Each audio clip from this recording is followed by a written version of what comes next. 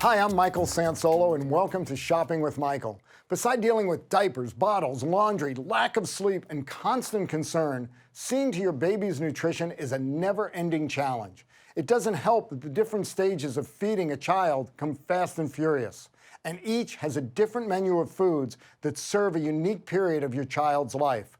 We'd like to help. Today we're going to talk about ways to develop healthy, lifelong eating habits in your precious new arrival. And then we'll take a look at what's new in infant nutrition.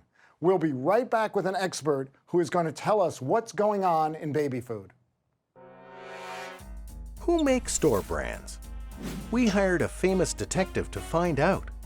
He snooped here, and he snooped there. And what he found was, in many cases, the same company that made the national brand made the store brands too. Wow! Then he found that many store brands are made by manufacturers who specialize in store brands, experts in working with retailers to give you great products at great savings. Wow! But most important, he found that store brands have to meet the same government standards as the national brands. What's the difference between store brands and national brands? Usually, only the price. Store brands. Be your own detective. Welcome back. Now to shed some more light on developing good lifelong eating habits in your baby, let's talk with Hillary Irwin, who is a well-known expert on childhood nutrition. For 20 years, Hillary has taught clients how to make nutrition a part of their daily routine. Many of them are anxious parents. I'm sure you run into that. She says, I work with a lot of parents of picky eaters, struggling to find new ways to get their kids to try a larger variety of foods. While some babies may grow into picky kids, I find you can help by offering your child a variety of flavors from their very first meal. And I think one of the things you say is that the first 3 years of a child's life provide a great opportunity to develop lifelong healthy eating habits. You can greatly influence your child's food preferences by teaching him or her to enjoy fresh new flavors right from the start. Now, Hillary is a mom of two, so she's got practical application here. She has firsthand experience, obviously, with making food and nutrition fun and interesting for kids. You no doubt have done this with your two kids. In addition to being a mom, Hillary has a BS in nutritional sciences from Cornell and a master's in applied anatomy and physiology from Boston University. So Hillary, all right, obviously as both a mom and you've got academic credentials on this, you deal with this topic all the time. We bring home this baby from the hospital. We are dealing with so many, the nerves, the newness, and all of that. How do we start our baby on the path toward good nutrition? So in an ideal world, nursing your baby would be really simple, and everybody would be able to breastfeed, and it wouldn't be complicated. We wouldn't have other things to do in the house like laundry and taking care of other children. But unfortunately, that's not the case. So if you can breastfeed, I highly recommend it. It's really wonderful for your baby. And a great thing about breastfeeding is that the milk actually changes with your baby's needs. So you don't really need to worry about changing formulas or doing something different, because your body will do that naturally. Well, let me ask you, because we start with an infant. At what point, at what age did they start moving to different nutritional needs? So even from the beginning, your baby might need formula. And it could be if you are unable to breastfeed, if you don't want to, or if your baby just needs some extra supplementation. And with that, I would say always, always talk to your pediatrician. So you can read a million different things online, but your baby is unique. You know, every person has different needs. So there's no, black and white of you need this at this point and this at that point. So you really want to talk with your pediatrician before changing to different formulas. But there are a lot of formulas on the market that are wonderful. They've made, formulas with different additives in them that mimic breast milk, so they could be really healthy and wonderful for your children. Okay, it's obvious by looking at me. I don't have any small children in the house. Mine are long grown. But I remember there were these stages where we went from just formula or breast milk, and then we moved on to cereals, to fruits, to vegetables, to all of the kinds of products. Is there a rigid formula that we follow, or how do we know from our child when it's time to step them up to something new? So in general, they say between 4 to 6 months is when you want to start solid food. Waiting longer than 6 months it sometimes can be difficult to then start feeding your child because developmentally, they need to learn how to pick up things with their fingers or use a spoon. So you don't want to wait too long. But if you start too early, your child's digestive tract is just not ready for solid food. So it can be really exciting as a new parent to want to move on to that next step really soon. But I highly recommend that you wait until that 4 to 6 month mark before you start introducing anything different.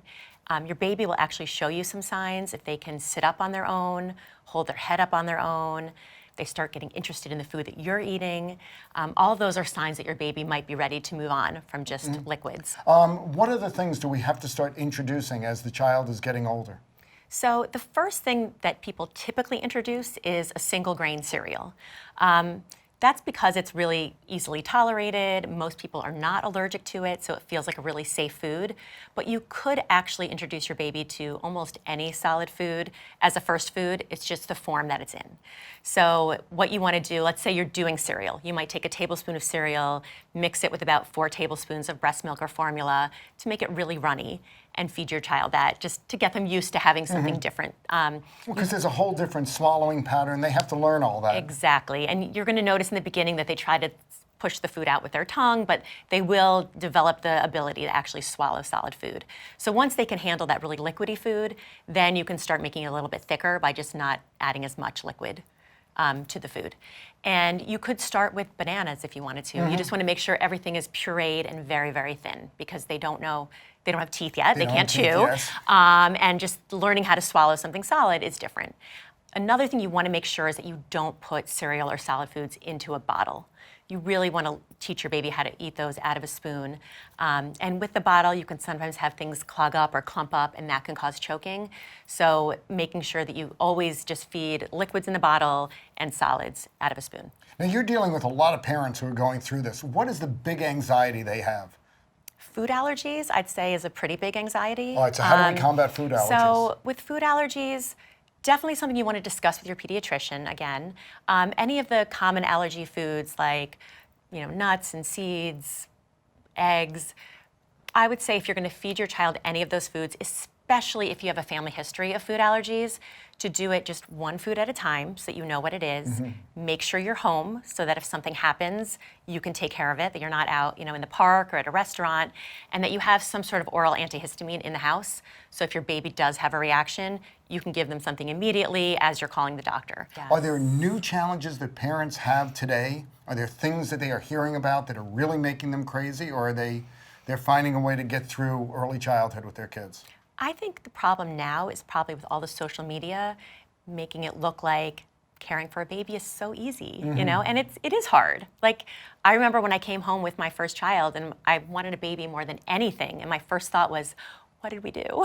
Like, is this the right decision? And you studied this. Yes, and it's scary because you're in charge of a human life. But I think what's really important for new parents to know is that babies are really resilient, and that even if you choose the wrong formula, they'll be okay. They'll figure it out. They're going to be fine.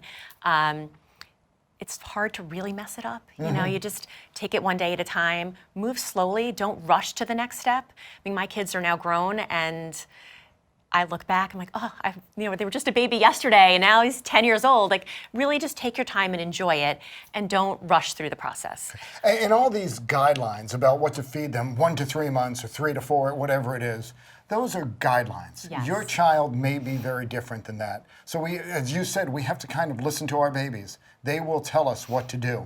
We're going to talk some more with Hillary about this, but let's reiterate that you've got to be sure to talk with your pediatrician if your child gets stuck in one stage and can't handle next stage foods.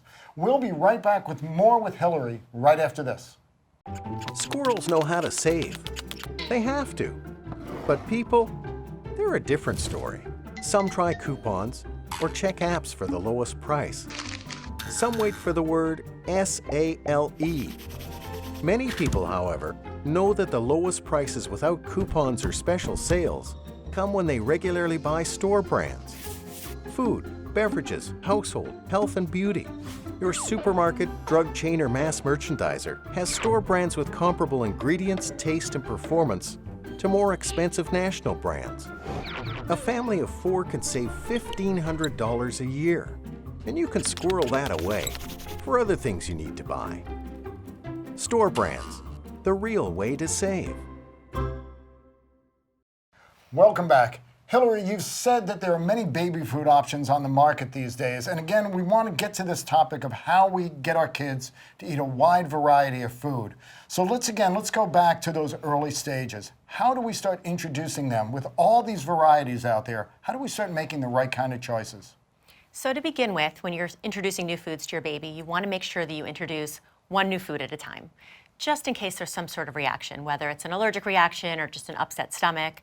So I suggest starting with one food, wait 3 to 5 days, introduce another food, wait 3 to 5 days, and then once you know that your baby's fine with that food, you can start doing some combinations. A great way to get them to eat a variety of foods is to puree whatever it is that you're eating. So if you're making butternut squash for the family, puree that for the baby. If you're making sweet potatoes, if you have homemade applesauce, you can also buy a lot of this great food in the grocery store. So even from when my kids are now 8 and 10, so it's been about 8 years, let's say, since I last shopped for baby food, the market has really exploded with so many amazing options. And let's talk about that, because my kids are much older than yours. Mine are in their 30s. And there was a point at which baby food was made so that the parent, if we took a taste, we could go, and then give it to our child. That's been sort of altered. So the food is now healthier and better for a child's taste than for an adult's taste. What do we want to look at when we're in that baby food aisle? Because we're not buying for ourselves, we're buying for this small person. So for baby food, you really want it to have just that food in it. Like if you're buying pureed carrots, it should have carrots. It doesn't need sugar, it doesn't need oil. The only other ingredient you might see in there is ascorbic acid, which is vitamin C, and that's just for the shelf life and to keep it fresh. And that's perfectly fine. If it didn't have it in there, the food would go bad and you wouldn't be able to feed it to your baby. But when you talk about us sharing our foods with them, you mentioned a couple of great ones, butternut squash, homemade applesauce. Are there foods we should avoid feeding with them, or do we just want to sort of bring them into our diet as we're going? For the most part, you can bring them into your diet as you're going. You don't want to feed your babies honey until they're a year old, because there could be some spores in that honey that can make your baby really sick. You also don't want to give them cow's milk until after they're 1 year old. They're just not, it doesn't have the right nutrition for a baby. But other than that, there's really almost any food that you can give. When they're really little, you might want to stay away from spices, just start with the basics. The beginning stages, you're really teaching your baby how to eat, not necessarily the types of foods to eat, but just the actual swallowing or the picking up food. But you do want to make sure that you give a variety, and that just because you don't like green beans doesn't mean you don't want to give that to your baby. So that's one way that you can create a picky child. Be better than us, obviously. Of course, always better. So you want to make sure that you're letting them try all the different foods, even if it's not something that you typically eat. We know that a lot of the people viewing this there'll be nervous parents. There'll be people who are saying, am I doing it right? Now you have all these credentials. This is what you do. As a mom, were there times you ran into things that you thought, oh my God, I don't know what I'm doing? Definitely. With the food, maybe not as much, but definitely with other aspects of child rearing. I think you really just have to be a little free with it and not be so rigid. I think that's the problem that I saw with some of the people, that I met with that were raising kids and having issues, that they read the books and it said, this age you have to give this, and this age you have to get that, or they should be drinking this much formula. And we're not little robots, they're little humans. And the child doesn't come. They're not like we picked up a new phone and on this date they're going to get an upgrade or something. They are who they are. Yes, you have to let them go with their stage. Don't compare them to other children, ever, through all areas of child rearing. Your kids are not picky eaters. They're really not, That's I have good. to say. Like they eat Brussels sprouts and they eat salmon and they love pasta and pizza, but they really will eat a variety of foods. And I've just made it a priority that this is how we eat. And if you want to fuel your body and feel good, you have to eat the right kinds of foods. And I think that's so important for parents. And if the child is being picky, how do we work them through that? Because, and again, as a parent, if you're punitive, it goes nowhere. If you say you've got to eat that or else, they will, the or else is where they're going. How do we coax them into a better diet? The best thing to do is to just offer that food. Always have it out. Don't force your children. Don't offer bribes for them to eat food. You never want to say, if you finish your dinner, you'll get dessert, because then that just puts extra value on sugary treats. So I found that if my kids come home and they're hungry and I just put out fruits and vegetables and that's what's there, they start eating it even if they want something else. So just having it available. Eating good food yourself. My kids want to eat what I eat, maybe not all the time, but they might see me eating something different and they're like, oh, what's that? I want to try it. And if they make the choice to try it, it often works out so much better. But when you force it on them, it doesn't usually go well. And the thing I'm sure that we cannot fix on this video or your services, they are such messy eaters. I remember that with my kids. Food just ends up everywhere. But that's hand-eye coordination. You just let it go. Yeah, I think, make it fun. Hillary, when we're in the store, and when you're in the store in particular, what new sorts of developments do we see happening in the baby food aisle? With packaging, with types of products, maybe with flavors and ingredients? What's been changing recently? So the baby food market is exploding. There are so many options. I think, there used to be just fruits and vegetables, and that was it, maybe some pureed chicken. Now you can have like a full meal, like something that sounds like you would want to eat. They make it so interesting. So they come in, first of all, we'll talk about the packaging. You can get the jars of baby food, which are great. You just want to make sure that if you feed your baby out of the jar, that you throw it out when you're done. If you're not going to use the whole jar, empty it into a bowl, you can seal it and put it back in the fridge, but you don't want to have any contamination. Your baby's growing and they're delicate, you just want to be careful. Another great product they have are the pouches of baby food. Those are great for on the go. They're like little squeezable pouches that you open up. What I would suggest, though, if you're going to give those to your baby, is that you squeeze it out still into a bowl or on a spoon, because a lot of studies, you can seal the pouch well, you can back up. seal it back up. You can also see what's inside. Like the glass jars, you can see the food and see what condition it's in. In a pouch, if for some reason you got something that was moldy or looked funny, you wouldn't know it if you didn't squeeze it out of the pouch. Okay. Studies are also showing that if babies eat exclusively from a pouch, like actually suck on it, like just squeeze it into their mouths themselves, they can actually have some developmental problems with like speech, language, and even like swallowing. All right, so we want to make sure we're putting it on a spoon and making them... Feed your baby out of a spoon. Really important developmental process of using a spoon. They also now have, as the babies get older, so many different mixes of foods. A new trend now is to use a lot of ancient grains. So before it was maybe just like rice and oatmeal, and now you can find things like millet and quinoa and chia and buckwheat, so many different options. And I think this is also a great way to widen your child's palate, have them taste all these different foods. And you can even find complete meal kits. Like if you don't feel confident just cutting up your own food and feeding it to your baby, or if you're traveling and let's say you're going out to a restaurant and you just want to know that you have something that's good for your baby, you can find an entire meal packaged with like cut up finger foods and some pureed foods so you can give your child a full meal. Well, it's interesting because a lot of those trends we see happening with foods for the rest of us as well. The ancient grains, the simplicity of packaging, and just to make things more convenient and easier to do. So what we're seeing happening throughout the supermarket, for us, we're also seeing happen with the food for our babies, aren't we? We are. It's been a wonderful change because I'm always telling people, looking for organic produce and looking for a wide variety of colors and fruits and vegetables. And that's really the trend where the baby food market is going as well.